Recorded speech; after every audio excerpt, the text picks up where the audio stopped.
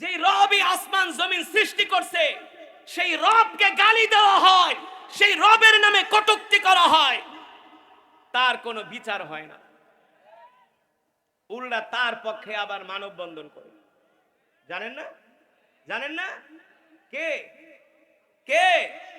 কুলাঙ্গার, কুলাঙ্গার, কুকুরের বাচ্চা আবুল সরকার। আজকে তার একটা ভিডিও আমি দেখে আমার মাথা পুরো হেট হয়ে গেছে। আস্তাগফিরুল্লাহ। সে কি বলে? বলে আল্লাহর কথার নাকি আর বললাম না। শুনছেন আপনারা? শুনছেন না? আস্তাগফিরুল্লাহ। সে বলে আল্লাহর কথার নাকি এত বিশ্রী ভাষায় সে বলেছে। কথাটা বলবো? আপনারাই বলতে নিষেধ করছেন, দেখছেন? এই কথা বলার পরে ওই আবুল সরকার হারামজাদা এই বাংলার জমিনে কিভাবে থাকে ওর কল্লা উড়িয়ে দেওয়া দরকার, ঠিক কিনা বলেন?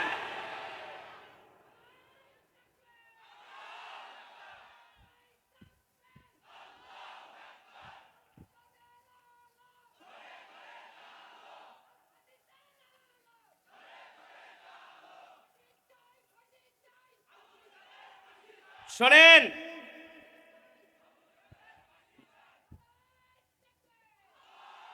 এই কথাগুলো কিন্তু সাধারণ কথা নয়। সে বলতেছে আল্লাহর কথার নাকি আগাও বোঝে না মাথাও বোঝে না।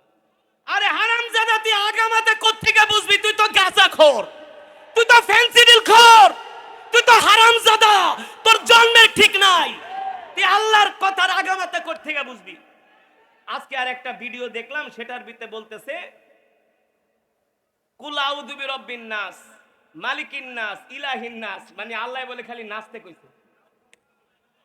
এই আমার মোবাইলটা করে কুল আউযু বিরাব্বিন নাস, মালিকিন নাস, ইলাহিন নাস, মিন শাররিল ওয়াসওয়াসিল খান্নাস, এগুলোর অর্থ বলে শুধু আল্লাহ নাচতে কইছে।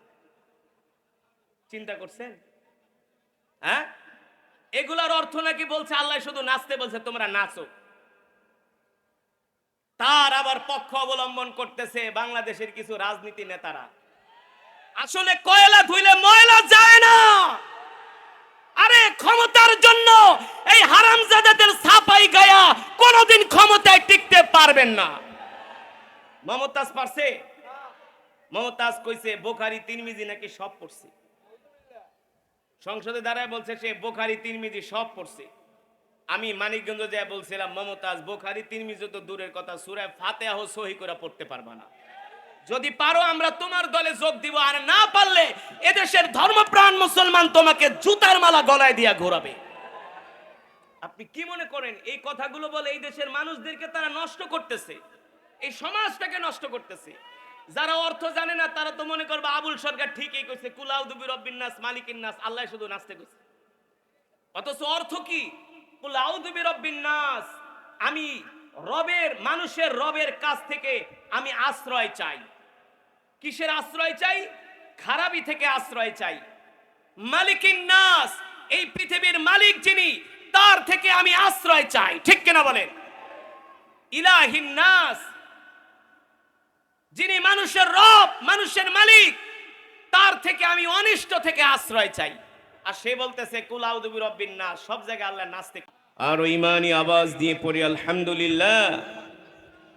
ইমানদার মুসলমান, সমস্ত প্রশংসা কার জন্যে? আর জোরে বলতে হবে কার জন্যে? একমাত্র মহান রব্বুল আলামিনের জন্য, যিনি আমাদেরকে সৃষ্টি করেছেন, ঠিক কিনা বলেন?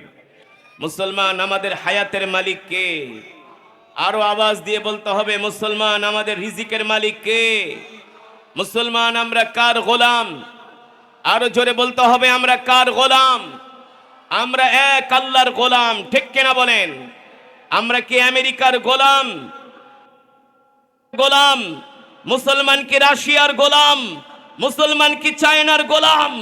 মুসলমান এক আল্লাহর গোলাম, ঠিক কিনা বলেন? মুসলমান, আসমান কার? কোরআনে আছে কি আছে না? কয়টা আসমান? আরো জোরে বলতে হবে কয়টা আসমান? 7টা আসমান। আল্লাহ তাআলা কোরআনুল হাকিমে বলছেন আল্লাযী খালাকা সাবআ সামাওয়াতিন তিবাকা মা তারা ফি খালকির রহমান মিন তাফাউত ফারজি'ল বাসারা হাল তারা মিন ফুতুর। নবী মক্কার কাফেরদেরকে বলে দেন, অবিশ্বাসীদেরকে বলে দেন, নাস্তিক মুরতাদ বেঈমানদেরকে বলে দেন, যারা আল্লাহকে মানে না, আল্লাহ রসুলকে মানে না, আল্লাহর দ্বীনকে মানে না, আল্লাহর বিধানকে মানে না, তাদেরকে বলে দেন আমি আল্লাহ তাদের মাথার উপরে খুঁটিবিহীন একটা না, দুইটা না, তিনটা না, চারটা না, পাঁচটা না, ছয়টা না, আমি আল্লাহ 7টা আসমান বানিয়েছি। এতে করে কি তারা আল্লাহকে স্বীকার করবে না? কে বলছেন? আল্লাহ তাআলা বলছেন, নবী এর চেয়ে কাফের মুশরিক বেঈমানরা আর কি নিদর্শন চায়? যে তারা দুনিয়াতে একটা বিল্ডিং বানালে এক বিল্ডিং এ 20-30টা পিলার লাগে, খাম্বা লাগে, বিম লাগে, লাগে কি লাগে না? এই যে একটা প্যান্ডেল করা হয়েছে, কতগুলো বাঁশ দিয়ে খুঁটি বানানো হয়েছে। এই খুঁটিগুলো যদি না থাকতো প্যান্ডেল থাকতো না, ঠিক কিনা বলেন? কিন্তু আপনার আমার রব, আপনার আমার মালিক, আসমানের মালিক, জমিনের মালিক, বিশাল এই সাম্রাজ্যের মালিক, একচ্ছত্র ক্ষমতার মালিক আল্লাহ আমাদের মাথার উপরে খুঁটিবিহীন 7টা আসমান বানিয়ে রেখেছেন, ঠিক কিনা? আল্লাহ তাআলা বলে, এই অবিশ্বাসীরা, আমি আল্লাহ যে তোমাদের মাথার উপরে 7টা আসমান বানাইছি, ফারজি'ল বাসারা হাল তারা মিন ফুতুর, আমার আসমানের দিকে তাকায় দেখো তো। কে বলছেন? জোরে বলেন, কে বলছেন? আল্লাহ তাআলা বলছেন যে আমার আসমানের দিকে তাকায় দেখো তো কোন জায়গা দিয়া ভেঙে চুরে পড়ছে কিনা। সুবহানাল্লাহ বলেন। আল্লাহ তাআলা বলছে তাকায় দেখো আমার আসমানের কোন জায়গা দিয়া ফুটা হয়ে গিয়েছে কিনা, কোন জায়গা দিয়া প্লাস্টার ভেঙে পড়ছে কিনা। আল্লাহ তাআলা বলেন না না না, এগুলো আমার কুদরত, এগুলো আমার ক্ষমতা, এগুলো আমার হুকুম, আমার আসমান ভাঙবে না, চড়বে না, ফাটবে না, ঠিক কিনা বলেন? তবে হ্যাঁ, আল্লাহ তাআলা বলছেন এই আসমানও একদিন বিদীর্ণ হয়ে যাবে, ফেটে যাবে। ইয়াউমা নাতুইস সামাআ কাতাইয়িস সিজিল্লি লিল কুতুব কামা বাদানা আউয়ালা খালকিন নুঈদু। আল্লাহ তাআলা বলছেন হ্যাঁ, যেই দিন আমি আল্লাহ কিয়ামত কায়েম করব, সেই দিন আমি আল্লাহ এই 7টা আসমানকে কাগজের মতো পেঁচিয়ে তাদেরকে আমি ছুঁড়ে মারব, 7টা আসমান চূর্ণ বিচূর্ণ পাউডার হয়ে যাবে। আল্লাহু আকবার। তাহলে ক্ষমতা কার? আল্লাহর বান্দারা, যেই রবের এতক্ষণ যেই রবের সৃষ্টি নিয়ে, রবের ক্ষমতা নিয়ে আপনাদের সামনে আমি আলোচনা সংক্ষিপ্ত ভূমিকা টানলাম, এতক্ষণ সেই রবের জবানের কালাম থেকে আমি তেলাওয়াত করেছি।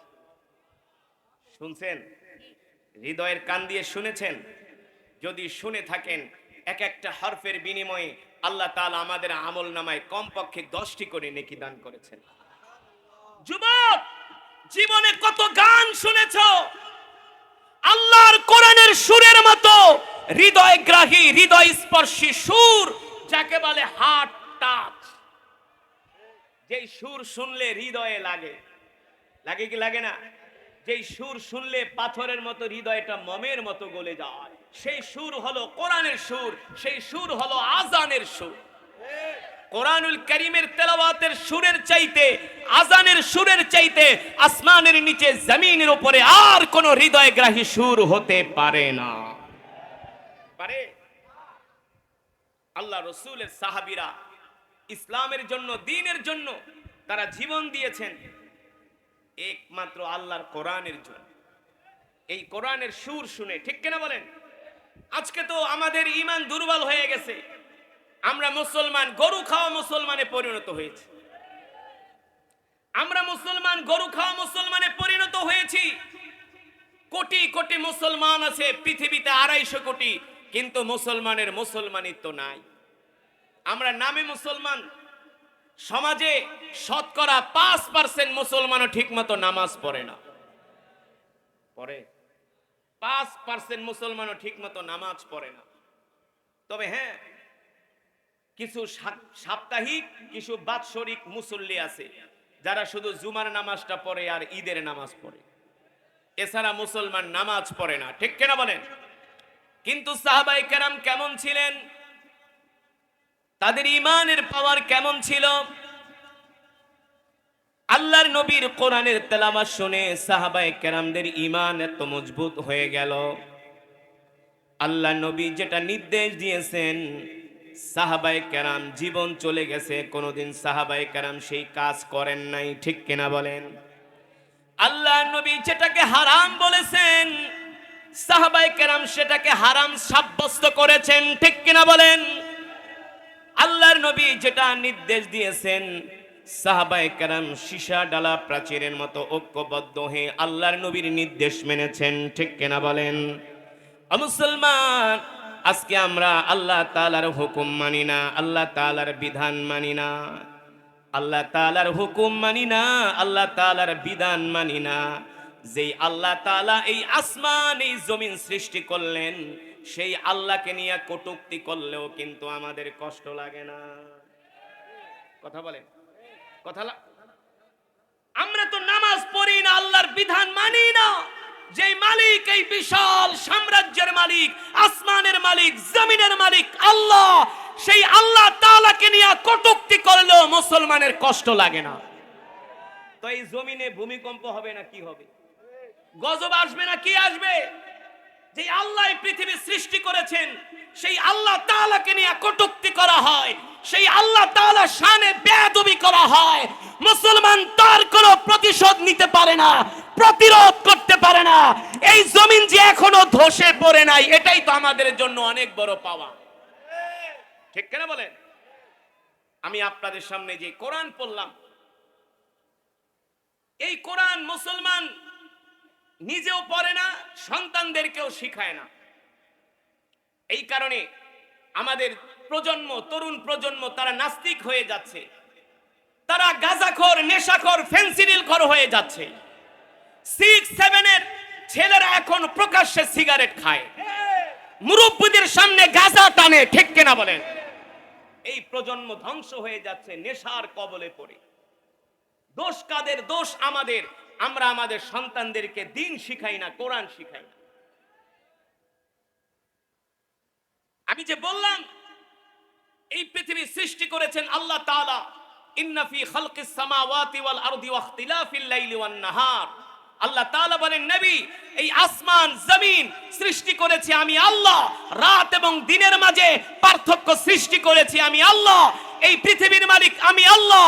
তাবারাকাল্লাযী বিয়াদিহিল মুলকু ওয়া হুয়া আলা কুল্লি শাইইন কাদির। এই মুলকের মালিক আমি আল্লাহ, রাজত্বের মালিক আমি আল্লাহ। কুলিল্লাহুম্মা মালিকাল মুলক তুতিল মুলকা মান তাশা ওয়া তানজিউল মুলকা মিম্মান তাশা ওয়া তুইজ্জু মান তাশা ওয়া তুযিল্লু মান তাশা বিয়াদিকাল খায়র ইন্নাকা আলা কুল্লি শাইইন কাদির। আল্লাহ তাআলা বলেন, নবী, আমি আল্লাহ যাকে ইচ্ছা রাজত্ব দান করি, যাকে ইচ্ছা ক্ষমতা দান করি, আবার যার থেকে ইচ্ছা আমি আল্লাহ ক্ষমতা ছিনিয়ে নেই। আমি আল্লাহ এমন ক্ষমতার মালিক, এমন ক্ষমতার মালিক, আমি যদি চাই সে দুপুরের খাবারটা পর্যন্ত খাওয়ার সময় পাবে না, ঠিক কিনা বলেন? দুপুরের খাবার খাওয়ারও কি পাবে না? সময় পাবে না। প্যান্ট পরারও সময় পাবে না, গেঞ্জি পরারও সময় পাবে না। আল্লাহ বলে, আমি ছাড় দেই, ছেড়ে দেই না, ঠিক কিনা বলেন? এই যে ভূমিকম্প হচ্ছে জমিনের মধ্যে, কারণ কি?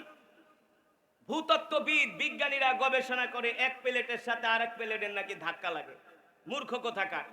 অথচ আল্লাহ তাআলা বলছেন, যহরাল ফাসাদু ফিল বাররি ওয়াল বাহরি বিমা কাসাবাত আইদিন নাস।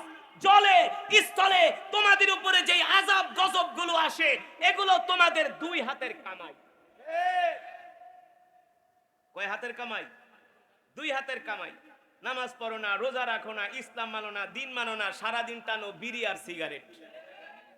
আজান দেয়, মসজিদের সামনে দিয়া যাও, ঘাড় বেঁকা করে চায়ের দোকানে বসা 3 ঘন্টা বাংলা সিনেমা দেখো আর চা খাও। হ্যাঁ, যেই রবই আসমান জমিন সৃষ্টি করছে, সেই রবকে গালি দেওয়া হয়, সেই রবের নামে কটূক্তি করা হয়, তার কোনো বিচার হয় না। উল্টা তার পক্ষে আবার মানববন্ধন করে। জানেন না? জানেন না কে কে? কুলাঙ্গার, কুলাঙ্গার, কুকুরের বাচ্চা আবুল সরকার। আজকে তার একটা ভিডিও আমি দেখে আমার মাথা পুরো হেট হয়ে গেছে। আস্তাগফিরুল্লাহ। সে কি বলে? বলে আল্লাহর কথার নাকি, আর বললাম না, শুনছেন আপনারা? শুনছেন না? আস্তাগফিরুল্লাহ। সে বলে আল্লাহর কথার নাকি এত বিশ্রী ভাষায় সে বলেছে।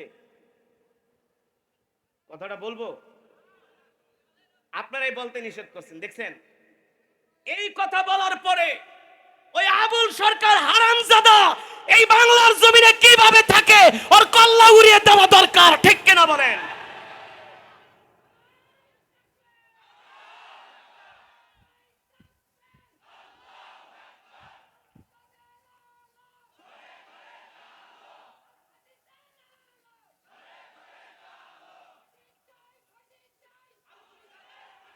শোনেন,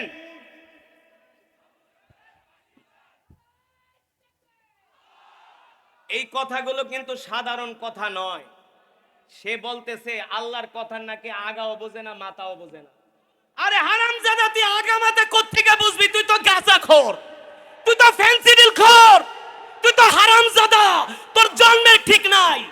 তুই আল্লাহর কথার আগা মাথা কোত্থেকে বুঝবি? আজকে আর একটা ভিডিও দেখলাম, সেটার ভিতরে বলতেছে কুল আউযু বিরাব্বিন নাস, মালিকিন নাস, ইলাহিন নাস, মানে আল্লাহ বলে খালি নাচতে কইছে। এই আমার মোবাইলটা করে কুল আউযু বিরাব্বিন নাস, মালিকিন নাস, ইলাহিন নাস, মিন শাররিল ওয়াসওয়াসিল খান্নাস, এগুলোর অর্থ বলে শুধু আল্লাহ নাচতে কইছে। চিন্তা করছেন? হ্যাঁ, এগুলোর অর্থ নাকি বলছে আল্লাহ শুধু নাচতে বলছে, তোমরা নাচো।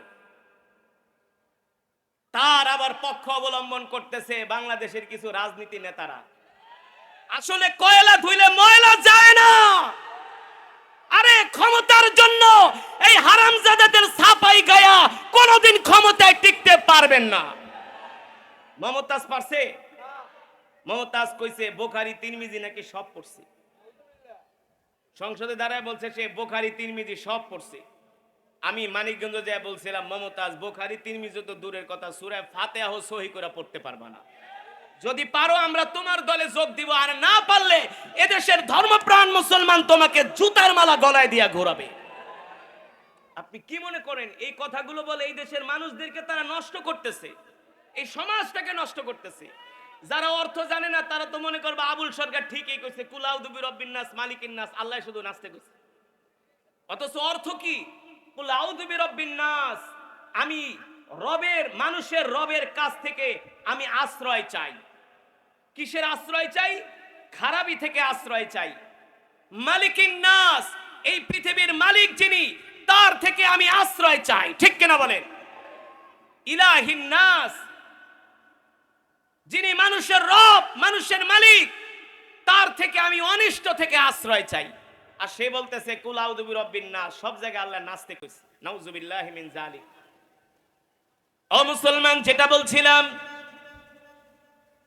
আল্লাহ তাআলার শানে কটূক্তি করা হয়, বেয়াদবি করা হয়, তার কোনো শাস্তি হয় না। তার পক্ষে যখন মুসলমান পক্ষ অবলম্বন করে, আসমানের মালিক জমিনের মালিক নারাজ হয়ে যায়। আর আসমানের মালিক জমিনের মালিক যদি নারাজ হয়ে যায়, তাহলে এই জমিনে গজব আসে, ঠিক কিনা বলেন? এই যে বাংলাদেশে মাঝে মাঝে ভূমিকম্প আসে, নড়ে চড়ে পড়ে না, নড়ে চড়ে। এই যে এত বড় ভূমিকম্প হলো গত শুক্রবার জুমার দিনে,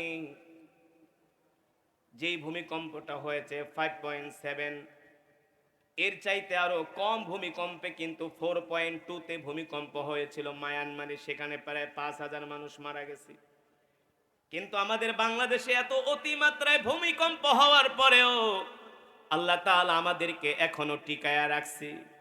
শুধু এখানেই শেষ না, বাংলাদেশ যখন করোনা আসছিল, করোনা, ওয়ার্ল্ড হেলথ অর্গানাইজেশন, বিশ্ব স্বাস্থ্য সংস্থা বলেছিল এই করোনায় বাংলাদেশে 20 লক্ষ মানুষ মারা যাবে। বলে নাই? বলছিল। কিন্তু আলেম ওলামারা বলছিল 20 লক্ষ তো দূরের কথা, 20,000ও মারা যাবে না। এর কারণ কি? এর কারণ কি? এর কারণ হলো এই বাংলার জমিনে এত মসজিদ আছে, এত মাদ্রাসা আছে, এত আলেম ওলামা পৃথিবীর কোথাও না। এই যে আপনারা ওয়াজ মাহফিল শুনতে আসতেন, এই পর্যন্ত আমি পৃথিবীর 20 থেকে 25টা দেশে কোরআনের তেলাওয়াতের জন্য আমি গিয়েছি, তাও রাষ্ট্রীয়ভাবে। আমরা যখন বিদেশে যাই, ওই বিদেশের কারি সাহেবরা বলে তোমাদের বাংলাদেশের মুসলমান যে এত ধর্মপরায়ণ, এমন ধর্মপরায়ণ মুসলমান পৃথিবীর কোথাও নাই। ঠিকই বলছে, বাংলাদেশে ধার্মিক মুসলমান বেশি, আবার চোরও বেশি। কি বেশি? ধার্মিক মুসলমানও বেশি, চোরও বেশি, ঠিক কিনা বলেন? কিন্তু এই ধার্মিক মুসলমানদের কারণে আল্লাহ তাআলা জমিনটাকে এখনো টিকায়া রাখছে। এ সমাজের 5% মুসলমানও নামাজ পড়ে না, কিন্তু এই জমিনে এমন কিছু আল্লাহওয়ালা আছে যারা রাত 3টার পরে ঘুমায় না, ঠিক কিনা বলেন?